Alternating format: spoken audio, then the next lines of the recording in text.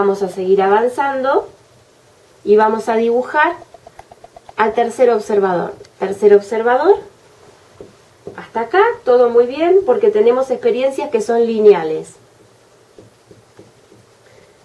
Y a lo lineal estamos bastante acostumbrados. Vamos a estar en un plano mental. En un plano mental. También vamos a tomar a este eje X como cualquiera que arrastra una distorsión, que es en la que nosotros estamos identificados ahora caminando. Vamos a colocarnos en el punto 0, vamos a traer de este eje al ser para tener la perspectiva de la esencia y que esto nos pueda dar el mejor resultado, el máximo resultado acá. Muy bien, hasta ahora presentados, estos tres planos son planos lineales y cada uno va enganchado con el otro. Por ejemplo, mis experiencias físicas van a estar condicionadas por mis experiencias emocionales, ¿cierto? Si yo tengo determinada emoción, me van a pasar ciertas cosas físicamente.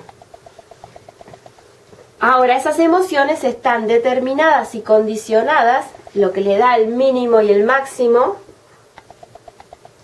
de operación va a ser el plano mental. O sea, un pensamiento pone en movimiento una energía y pone en marcha una experiencia. Entonces, acá viene, en Garnier sería una partícula y el horizonte de la partícula. Acá tenemos la partícula, que es una emoción determinada, y el horizonte es la experiencia física de esa emoción. Acá vamos a tener un pensamiento, y ese pensamiento va a ser la partícula y el horizonte va a estar acá. Muy bien, entonces ahora tenemos acá el plano mental. ¿A qué te referís cuando a las emociones las maneja un plano mental? Bueno, siempre vamos a tener en esta estructura espaciotemporal distintos planos que juntos hacen una experiencia. Nosotros vivimos dinámicamente y no nos ocupamos de separar porque entendemos que la vida es dinámica. Pero ¿qué pasa? Como todo auto, no te preocupas de cómo funciona hasta que le falla algo, sí. y el mecánico tiene que detener tu auto y separarlo en pedazos y ver qué le pasa a cada parte, ¿no? Bueno, esto es lo mismo. La estructura espaciotemporal, ¿para qué sirve? Para detectar cosas que no veíamos, porque las veíamos desde un lugar que es el lugar de preferencia. Hay personas que se van a identificar más con ese plano 1, hay personas con ese plano 2 y personas con ese plano 3. Entonces, si se identifica con el plano 2, no va a decir que eso depende de un pensamiento, te va a decir que le gusta el chocolate y ya. Y por eso fue a comprar al kiosco, ¿sí? Entonces tuvo que mirar a dónde queda un kiosco para irse a comprar el chocolate. Pero el chocolate fue el móvil. Él no se puso a buscar un kiosco primero y después a ver qué me gusta. ¿Ves? Pone por delante el 3 o pone por delante el 2. ¿Sí? O pone por delante el 1 que es el que se lo pide. Y llama a un delivery, tráeme un chocolate. ¿Sí? Y yo no me muevo de mi casa. ¿Ves? Pero son instancias que no nos hemos detenido a relacionarnos con ellas. Y son diferentes. Tienen dimensiones distintas. Y esta mirada sobre estos tres planos nos va a llevar al cuarto, que es cuando tomamos conciencia de estos tres planos funcionando. Acá llegamos al cuarto observador. El cuarto observador es la instancia del viajero. Es lo que conocemos como doble. Es el desdoblamiento original de la esencia. Cuando piensa en la esencia, ¿y cómo sería yo que soy amarillo original, pura cepa amarillo, con una pintita de rojo? Bueno, eso ya es todo un programa, amarillo con pintita de rojo. Bien, eso es el doble. Es la esencia más una distorsión. Es el plano del alma. El alma se Se dice que es como un libro donde se van anotando las historias, claro, todas las historias de todo lo que está acá abajo y que se va a desplegar de este programa. Pero esta instancia es una instancia, todo este desdoblamiento nos vas a encontrar con 3 personajes. Y acá estamos llegando. El primero ya lo planteamos como referencia. Y es donde nosotros estamos llamando el original. La esencia pura, ¿cierto? Original. Acá va a estar el doble porque tiene el programa de la distorsión. Y acá va a estar el desdoblado, que va a ser el que está experimentando en el fondo, en la frecuencia más lenta, la proyección de esta distorsión. Entonces acá tenemos a las 3 entidades. El original, el doble y el desdoblado, que es como más o menos como el último orejón del tarro, o el hobbit de la historia. Bueno, entonces para salir de este programa, de este que es el cuarto observador, es súper importante, porque nosotros tenemos una identidad en el alma que está muy, muy, muy fuertemente pegada a la esencia. Entonces, la gente está, por ejemplo, los artistas siempre referenciándose en su alma y lo consideran lo sagrado para ellos. Sin embargo, eso no es la esencia. Eso no es la esencia. Tenemos que salir de ese programa para poder llegar de nuevo del retorno a la esencia. Bien, cuando salimos y equilibramos este programa, también de la misma manera, alineando los 2 ejes, el eje Y en el punto 0, alineándolo con el X en el punto 0. Siguen siendo todos ejes X estos. Porque como esta es la esencia, este es el único que es real. Todos los demás son virtuales, o sea, todos los demás son X. ¿Cómo es que el alma no es la esencia? Bueno, el alma es una expresión de la esencia, pero no es la totalidad. Por ejemplo, es como que la esencia debe contener a todas las almas. Si nosotros vemos la perspectiva de un alma en particular, es un modelo en particular. Es una de las posibilidades de expresión de esa esencia. ¿Sí? Es como si fuera, qué sé yo, tu frasquito de esencias, ¿no? Los condimentos de la cocina. Entonces, el condimento de la cocina puede elaborar muchos platos muy ricos. Esos platos muy ricos son diseños, modelos, que van a aprovechar la esencia de ese frasquito que va a salir de ahí.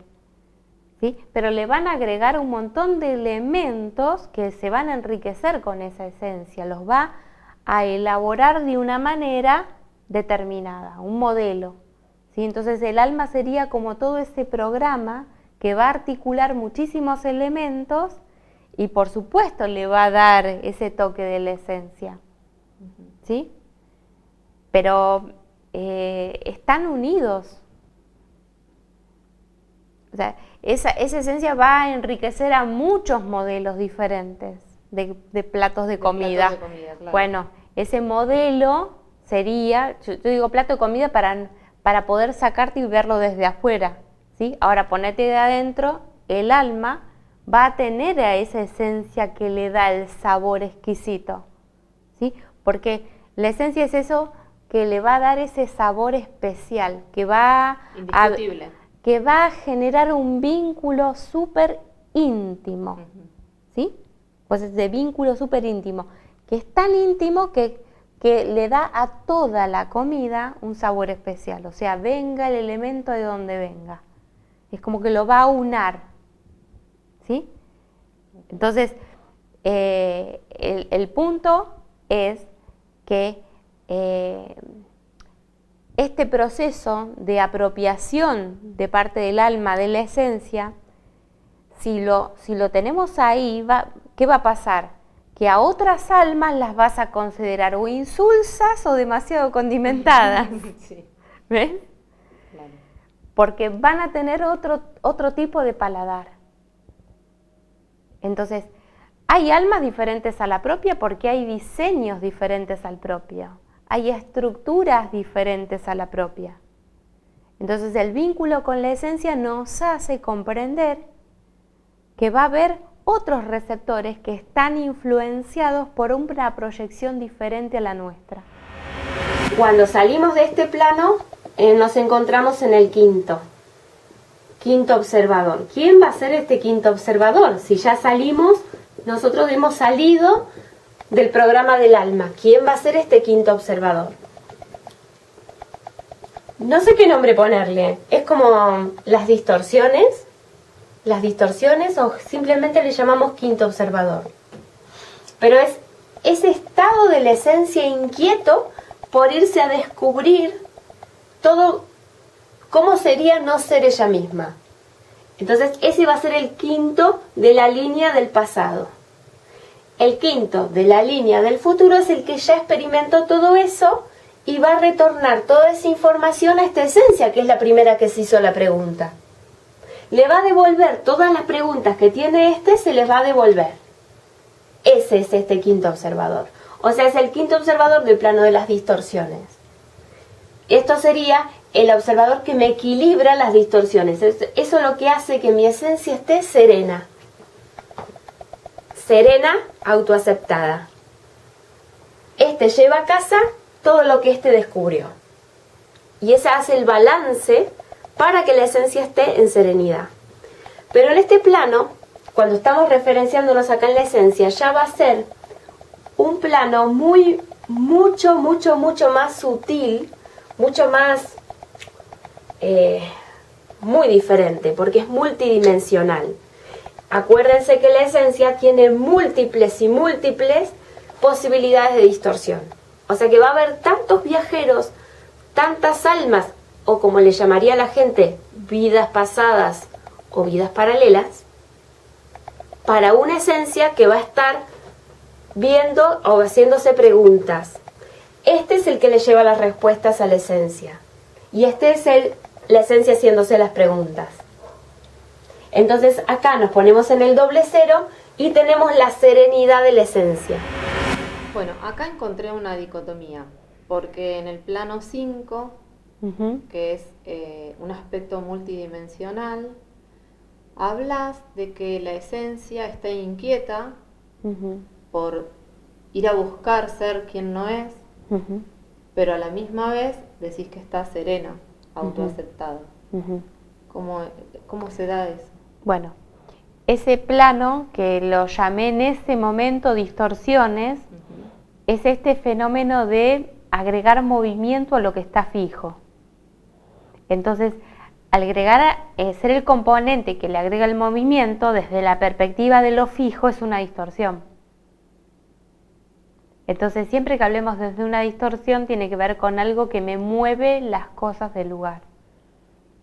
¿Sí? Yo me acuerdo que cuando éramos chiquitos dibujábamos los mapas, los calcábamos, ¿no?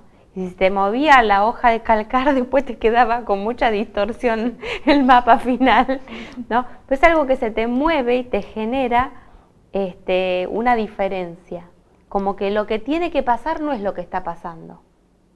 Y si vos tenés lo que tiene que pasar en un estado muy estático, pero lo que pasa es muy dinámico, siempre vas a tener un resultado que te desafía, que se te corre, que se te escapa, ¿no? Entonces, bueno, esa es un poco la situación. Ese plano que administra ese movimiento a nivel de la esencia es 5. ¿Sí? Ahora, ese plano 2 es el mismo que hace lo mismo, pero con el 1, ¿no? Al 1 lo mueve. Bueno, el otro lo mueve al 7. Así que bueno, esa es la situación. Así como le causa ese movimiento una alteración a lo estático, también después le trae un aporte y le vuelve a brindar la estabilidad.